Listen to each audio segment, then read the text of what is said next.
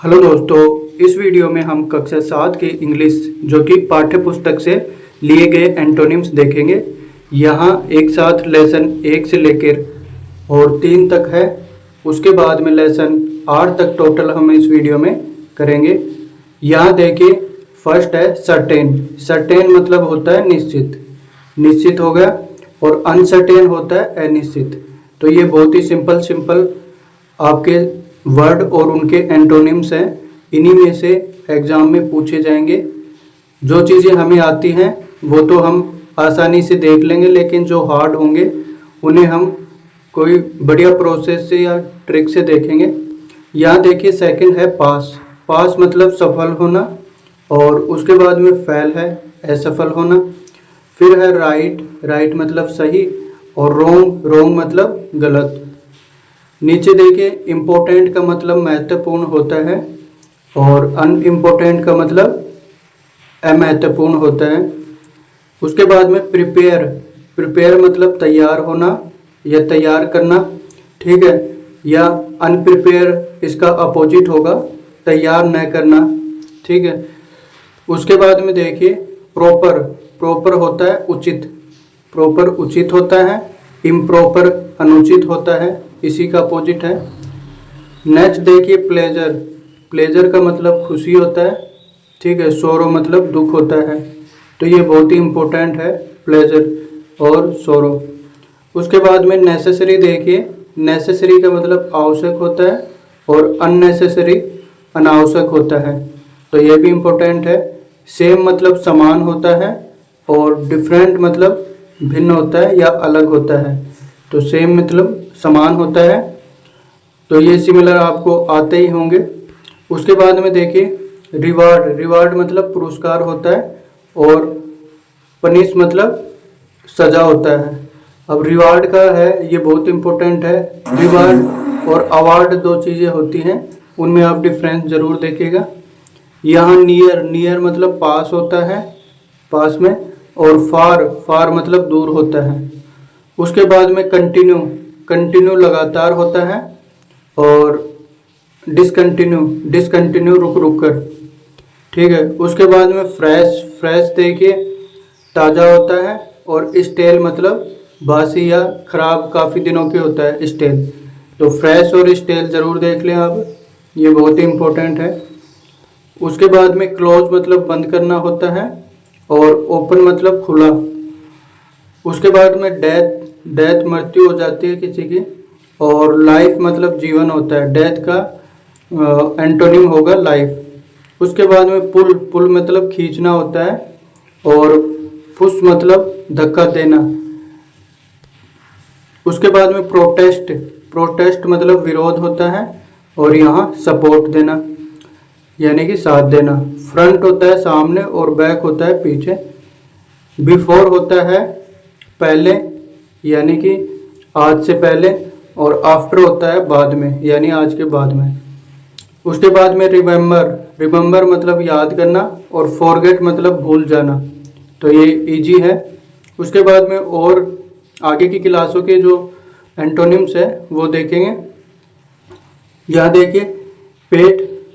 पेट मतलब पालतू होता है, और जंगली वाइल्ड होता है, जो जिसे जंगली बोलेंगे। यहाँ देखिए, टाइट। टाइट क्या होता है? सख्त होता है। और स्नग मतलब आरामदायक होता है। प्रोटेक्ट मतलब बचाना होता है, और डिस्ट्रॉय मतलब नष्ट करना होता है। उसके बाद में देखिए, लीड। लीड मतलब नेतृत्व करना होता है, और फॉलो मतलब अनुसरण करना, ठीक है। पर्पज जिसका उद्देश्य हो। पर्पज क्या होगा? जिसका उद्देश्य हो उसे पर्पज बोलेंगे। और एमलेस जिसका उद्देश्य ना हो, निरुद्देश्य, तो उसे एमलेस बोलेंगे। वर्चुअस। वर्चुअस मतलब गुणवान होता है, वर्चुअस। और विग्ड मतलब दृष्ट होता है, ठीक है, दुष्ट। विग्ड दुष्ट होता है, ठीक है। उसके बाद में सेंसिटिव देखिए, संवेदनशील होता है। इनसेंसिटिव असंवेदनशील होता है। उसके बाद में होता है कंपनसेट, यानी कि दयालु। और क्रूअल मतलब क्रूर होता है। सोनर मतलब शीघ्र होता है सूनर, और लेटर मतलब विलम्ब से। और रिजॉइस, रिजॉइस का मतलब होता है खुशी प्रदर्शित करना, और मौन मतलब दुख प्रदर्शित करना होता है।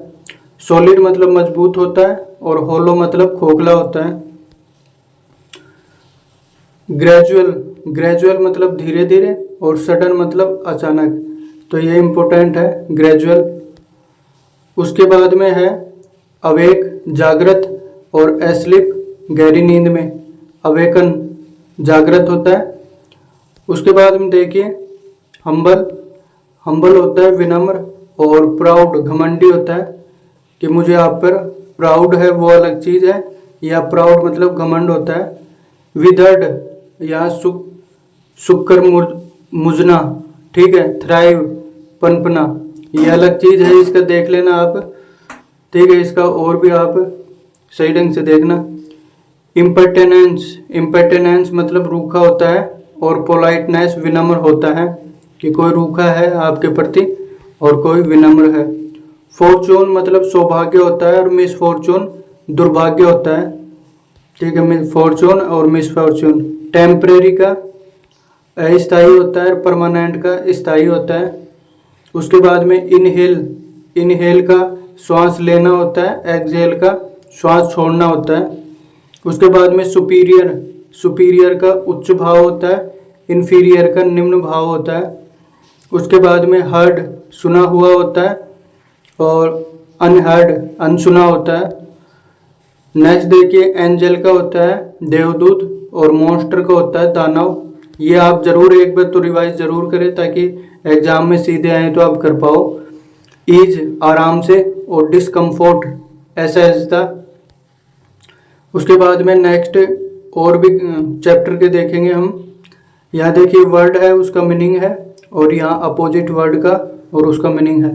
तो यहाँ पर्टिकुलर आ रहा है, पर्टिकुलर मतलब विशेष होता है, और ऑर्डिनरी साधारण होता है, तो ये इम्पोर्टेंट है। उसके बाद में प्रोग्रेस, प्रोग्रेस मतलब प्रगति होती है, और रिग्रेस मतलब विघटन होता है। उसके बाद में डिस्कवर खोजना, और कंसील छुपाना होता है। कंसील तो खोजेंगे तो छुपाएंगे, ठीक है।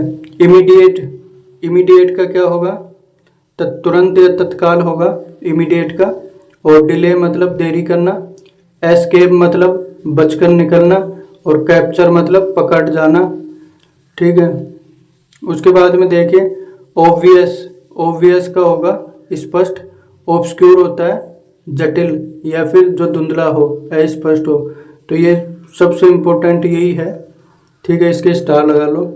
उसके बाद में इनिशियल होगा, इनिशियल का मतलब प्रारंभ, और अंतिम का होता है फाइनल, ठीक है। एक्चुअल वास्तविक, और नोशनल काल्पनिक। एक्चुअल का क्या होगा, नोशनल, तो ये भी इम्पोर्टेंट है। उसके बाद में देखिए स्लोप मतलब ढलान होता है, और लेवल समतल होता है, स्लोप का लेवल। मिस्ट्री का रहस्य होगा, और रिवेलेशन उद्घाटन होगा, यानी कि जो जिसके बारे में पता लग जाए, ठीक है। ये भी इम्पोर्टेंट है। टिनी मतलब छोटा होता है, और ह्यूज मतलब विशाल होता है। स्मूथ मतलब चिकना होता है, और रिंकल मतलब झुर्रीदार होता है। उसके बाद हम देखिए होप, होप मतलब आशा, और डिस्पेयर निराशा, ठीक है। ओनर मतलब मालिक, और टेनेंट मतलब किराएदार, जो टेंट में रहे या टेनेंट किराए में रहे, वो टेनेंट, ठीक है। उसके बाद में देखिए माइल्ड मतलब हल्का, और फुरी मतलब अत्यधिक हिंसक। उसके बाद में देखिए हैवी, हैवी क्या होता है, भारी, और लाइट मतलब हल्का। उसके बाद में देखिए एक्सपर्ट, एक्सपर्ट मतलब प्रवीण, और एमेच्योर अप्रवीण, ठीक है। प्लीज मतलब प्रसन्नता, प्लीज मतलब प्रसन्नता। अनोय मतलब नाराजगी, ये होता है। उसके बाद में एक्शन क्रिया, और रिएक्शन प्रतिक्रिया होता है। आगे देखें तो हम जनरेट मतलब उत्पन्न करना, और डिस्ट्रॉय मतलब नष्ट करना होता है। नीचे देखें तो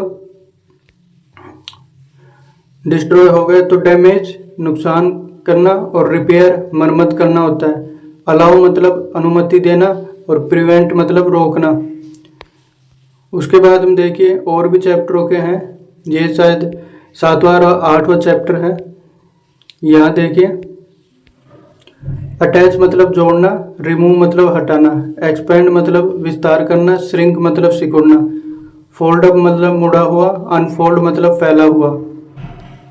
उसके बाद में हरी मतलब शीघ्र करना, डिले मतलब देरी करना, स्टिफ मतलब सख्त, फ्लेक्सिबल मतलब मुलायम।